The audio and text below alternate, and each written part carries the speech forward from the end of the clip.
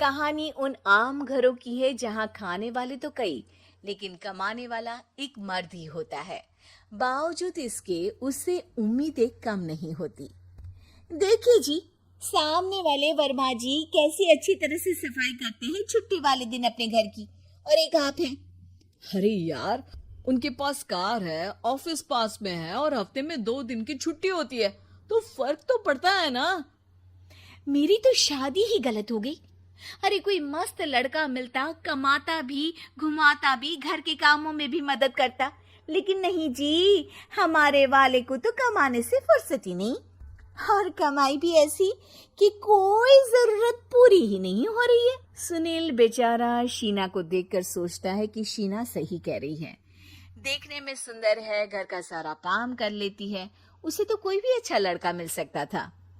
क्या सोच रहे हैं? भागने का इरादा तो नहीं है? अरे नहीं मेरी प्यारी बीवी, मैं तो नहीं, पर डर है कि तुम नहीं कहीं भाग जाओ मुझे छोड़कर। शीला सुनील के मुंह से प्यार भरी बात सुनकर मुस्कुराती है। आप भी ना।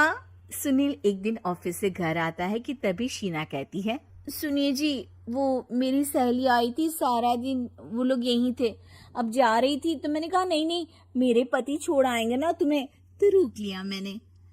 सुनील थोड़ी देर कुछ सोचता है, फिर कहता है, ठीक है, मैं कपड़े चेंज करके आता हूँ। अरे तेरे पति को तो लग रहा है कि अच्छा नहीं लगा।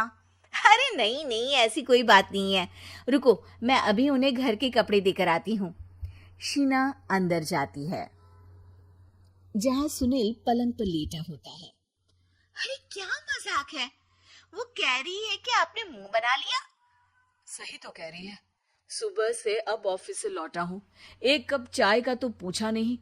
20 किलोमीटर जाओ और आओ, और फिर कल उसी टाइम पर ऑफिस। अरे यार, मुझे गाड़ी चलानी आती ना तो बोलती भी नहीं आपको, और कौन सा रिक्शा खींच कर जाना है आपको।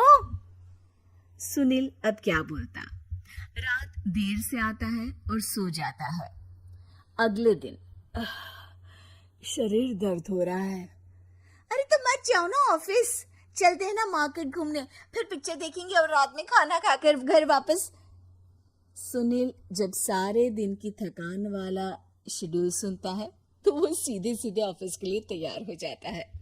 अब आए दिन शीना की डिमांड बढ़ती चली जाती है और सुनील उसको पूरा भी करता, लेकिन एक दिन, ए जी मेरा भाई आ रहा है, उसे 2 लाख रुपए की जरूरत है।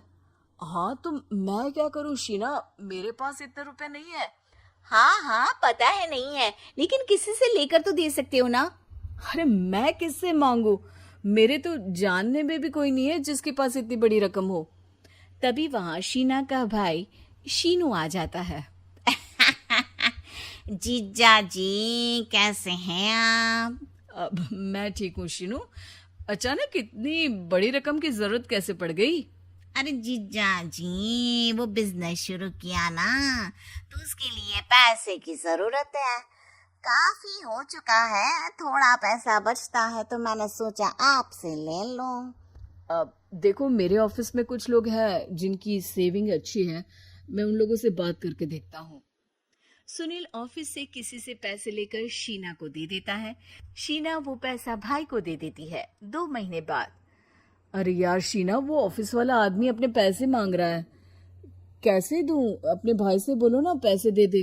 अरे हाँ हाँ दे देगा, कहाँ भागा जा रहा है, आप उनको बोल दो कि दे देंगे।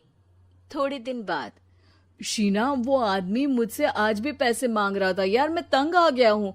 ऑफिस जाते ही सामने उसका चेहरा दिखता है, क्या बोलूं, बार बार पैसे मांगता है।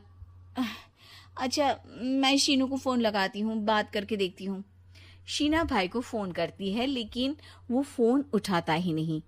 लगता है भाई कहीं ऐसी जगह है जहाँ नेटवर्क की समस्या होगी। सुनील अगले दिन दोपहर को ही घर आ जाता है।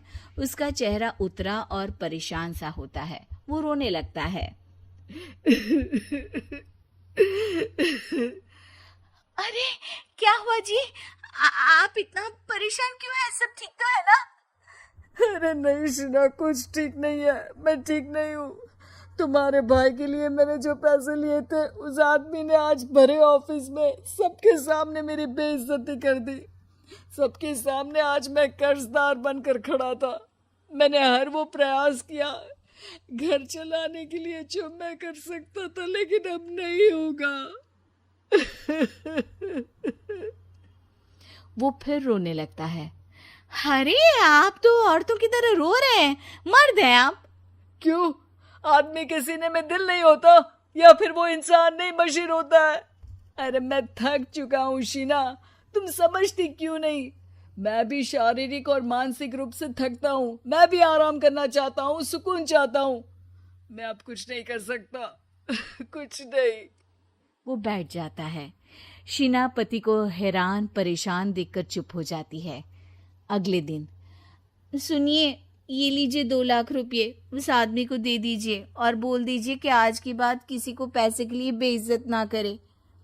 सुनील पैसे देखकर राहत की सांस लेता है। अरे शीना, तुमने तो मेरा बहुत बड़ा काम कर दिया। अब मैं शान से ऑफिस जा सकता हूँ, लेकिन ये पैसे आए कहाँ से?